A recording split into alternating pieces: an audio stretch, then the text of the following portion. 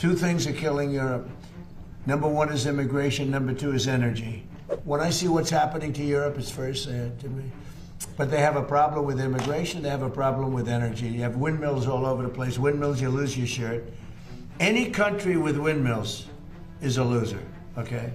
Like the UK, when you look at the UK, they have one of the best energy fields in the world, North Sea oil. Now, I think your new prime minister is going to actually open up from what I hear, I spoke to him, and he sounded terrific on this subject. But you open it up, you'll be a wealthy country. You keep it closed, you're going to be a bankrupt country, which is what you are now. Essentially, you're a bankrupt country. Yeah, please, Nabak. President, you said last week that illegal immigration... Who are you with? GB News. You said that illegal immigration is killing the UK. Nigel Farage today has proposed the use of the Royal Navy to combat small boats crossing the Channel.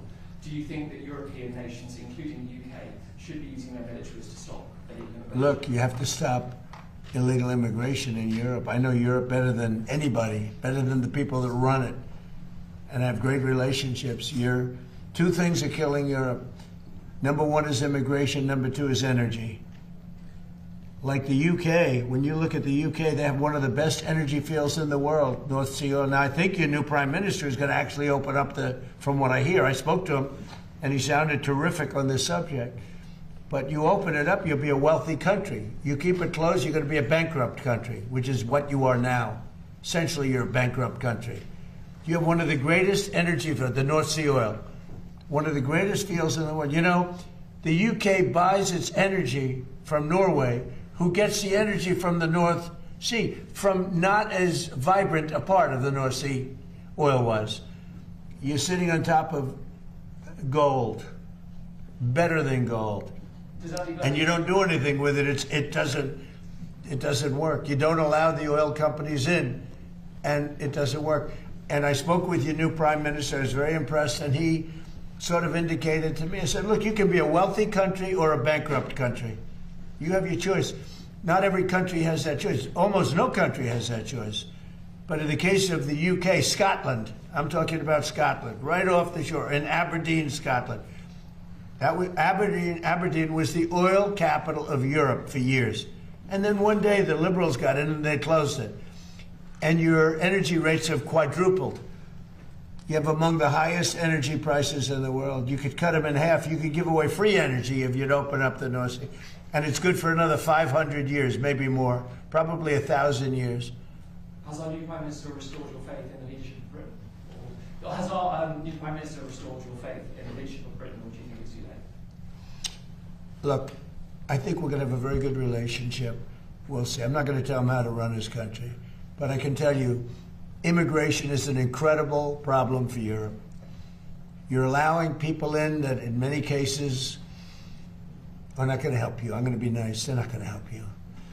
And the people that are there, people from your country, people from other countries that have been there for a long time and did a great job, beautiful place. You know, look, I love it. You know, my parents both came from Europe indirectly.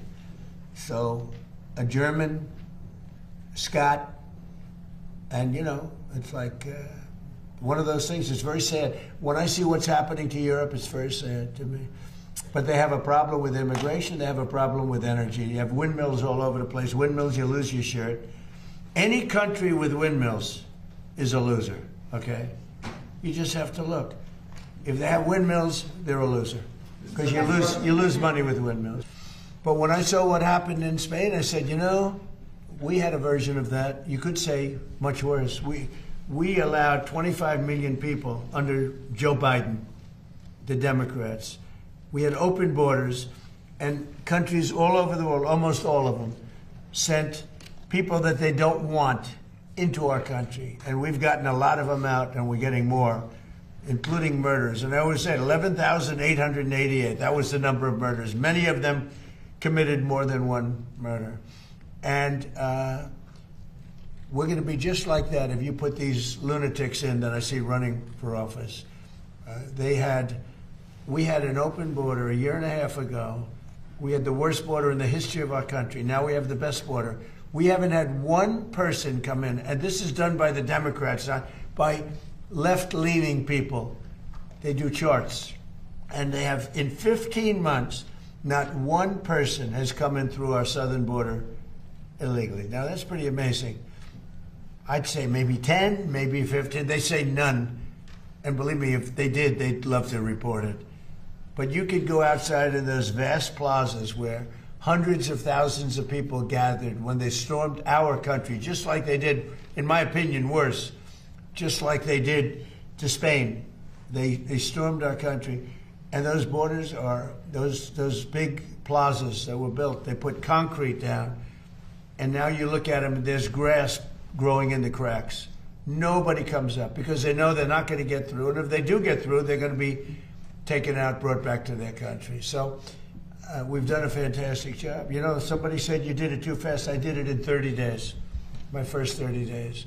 Biden couldn't do it. He couldn't get it done. He tried at the end. He tried to do something because it was so overwhelming. It was so bad politically. But we did it in 30 days. Somebody said you should have taken a year and a half or 2 years completed because everyone forgets. Even my speechwriters, they say, sir, nobody wants to hear about the border anymore. You've done it. It's an incredible job you've done, but nobody wants to hear about it. And I should have taken a couple of years to do it because, and it actually was, the public has about a 2-year, people do, they have a 2-year memory for certain things. They have a 2-week memory. I may have gotten elected, certainly partially on the border, and because we did such a great job, it was a long time ago. I did it twice. I did it in 2016 when it was bad, but I did it this last time when it was really bad. It was, Steve, I would say many, many times worse than it was in 2016. 2016 was bad, but what we just had a year and a half ago, that was the worst border maybe in world history. There's not a third world country that would have allowed that to happen, where people coming in from prisons and people coming in from mental institutions and people forced in by government, because these are the people that those governments, those countries, I know them all, they didn't want. And they walked into a country totally unvetted, totally unchecked. Not anymore. Nobody comes in. Except if they come in legally. Yeah, please. Thank you, Mr. President. Yesterday you were... Who are you with, please? I'm with the Washington Examiner, sir. Good. They're doing good. They've been very nice to me. You were asked yesterday whether Representative Max Miller should resign from Congress over the allegations, and you said if you have a look at it. Yeah. Have you thought about that? And also, do you think... Well, it's a very sad thing. I know Max. He's a good person. I mean, I always thought he was a very good person.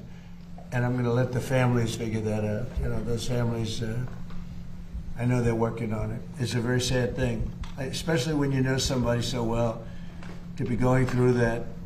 But it's accusations, and I'm going to let them figure that out.